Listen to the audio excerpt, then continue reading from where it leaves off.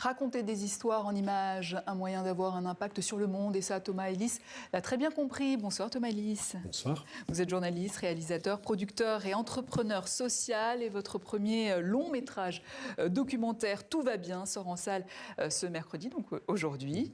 Vous êtes accompagné de Junior. Bonsoir Junior. Bonsoir. Vous êtes l'un des 5 protagonistes dans le film. Vous êtes originaire de Côte d'Ivoire.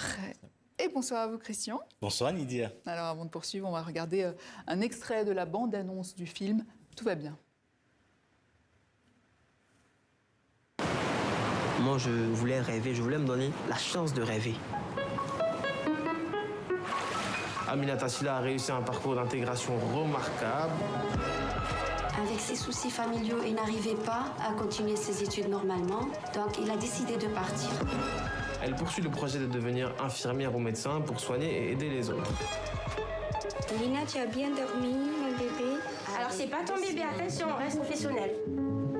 Qu'est-ce que je suis venu faire ici? Ils peuvent pas te signer parce que tu n'as pas ci, parce que tu es mineur et tout. Ils ont dit, ah, on peut pas. Alors, on cherche quoi, là?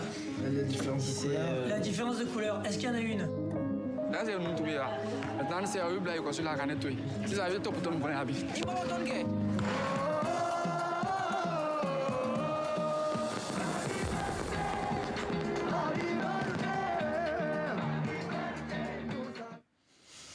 Christian, tout va bien, n'est-ce pas? Un documentaire poignant. De quoi parle-t-il? Racontez-nous. Eh bien, dans ce film, Thomas Ellis, le réalisateur, nous raconte en fait les destins croisés de 5 jeunes Africains originaires de Guinée, de Côte d'Ivoire et d'Algérie, arrivés à Marseille alors qu'ils sont encore mineurs. Ces jeunes qui ont notamment vécu l'enfer de la traversée de la mer et du désert, on les voit s'accrocher à leur rêve d'un avenir meilleur, avec une détermination qui force le respect et l'admiration. Et pour commencer, je voulais vous demander, Thomas Ellis, pour quelles raisons est-ce que vous avez décidé, dès 2019, de vous intéresser à ces jeunes mineurs isolés originaires d'Afrique?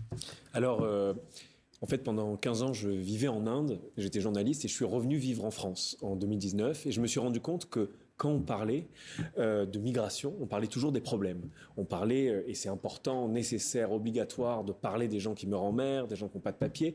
Mais souvent, certains médias font un amalgame entre immigration et délinquance. Et moi, quand je croisais des adultes et quand je croisais ces adolescents, je croisais surtout des gens qui avaient des rêves, une envie d'y arriver, d'apprendre notre langue, d'apprendre un métier et de démarrer une nouvelle vie. Et j'avais l'impression que c'était peu raconté. Junior, vous venez de Côte d'Ivoire, donc je le disais, vous avez aujourd'hui 22 ans et vous êtes employé en CDI dans un restaurant à Marseille. À quel âge avez-vous rencontré Thomas Ellis et pourquoi vous avez accepté de participer à ce film? Alors, j'ai rencontré Thomas, merci déjà de me donner la parole. J'ai rencontré Thomas en 2019 et j'avais 16 ans quand je suis arrivé. Premièrement, c'était pour faire du foot. Et j'ai accepté de raconter mon histoire, de participer, on va dire, à ce film parce que il y a un volet, on va dire, humain, premièrement. Et moi, je pense que c'est ce qui m'a accroché premièrement dans l'approche de Thomas et la suite.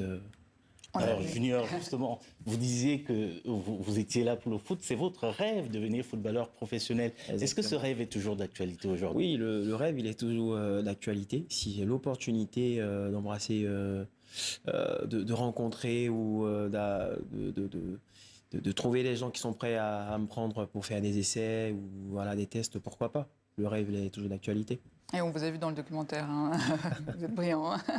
Thomas Ellis, la jeune Guinéenne Aminata, est la seule fille parmi les 5 protagonistes du film.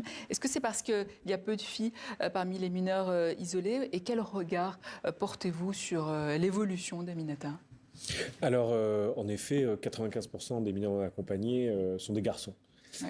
Mais je voulais filmer une fille aussi et j'ai croisé Aminata, j'ai croisé sa détermination aussi et sa volonté d'être une femme libre, d'être une jeune fille libre aussi.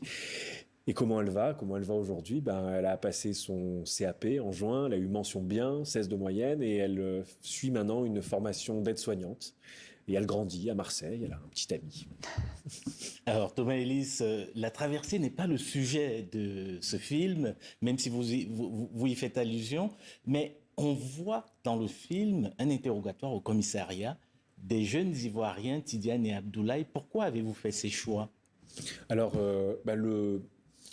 le commissariat, c'est le premier soir, le soir où Abdoulaye et Tidiane arrivent à Marseille et ils vont au commissariat pour demander d'être mis à l'abri, d'être protégés.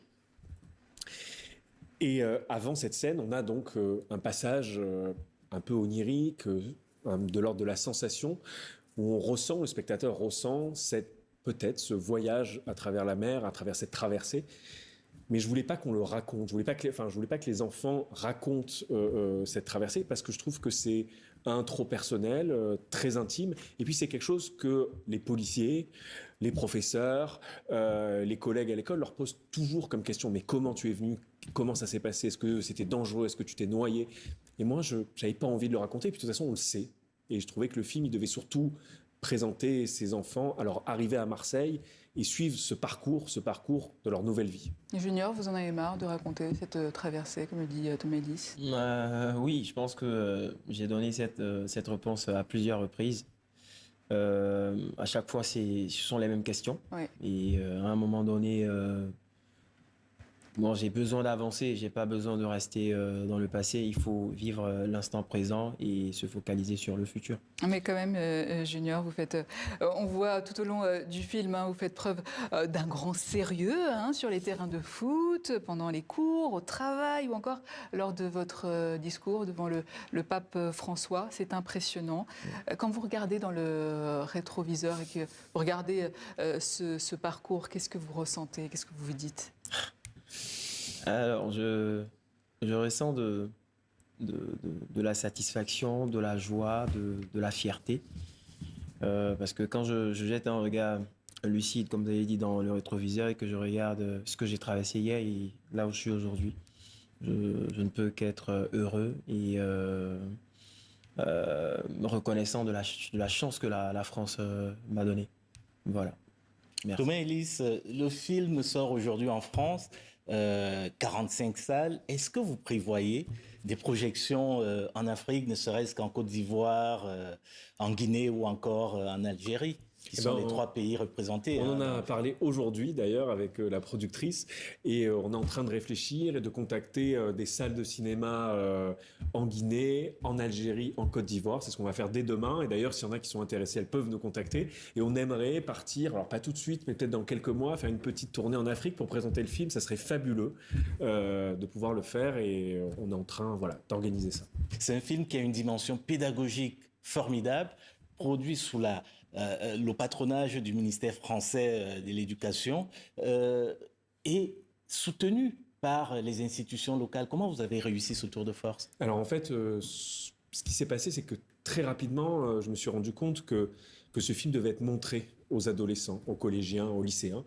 Et en parallèle du film, on a monté un projet qui aidait les lycées professionnels et ça nous a permis d'obtenir ce haut patronage, mais surtout depuis septembre, de faire des projections pour les collégiens et lycéens un peu partout en France. Et aujourd'hui, on a fait un peu plus de 120, 130 projections en France. Ça veut dire presque 10 000 lycéens et collégiens qui ont déjà vu le film.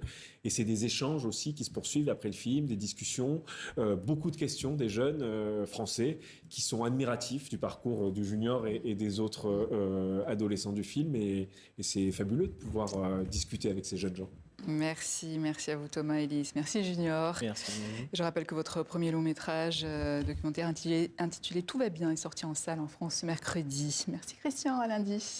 Merci fin beaucoup. de ce journal. Excellente suite de programme à vous tous et à demain.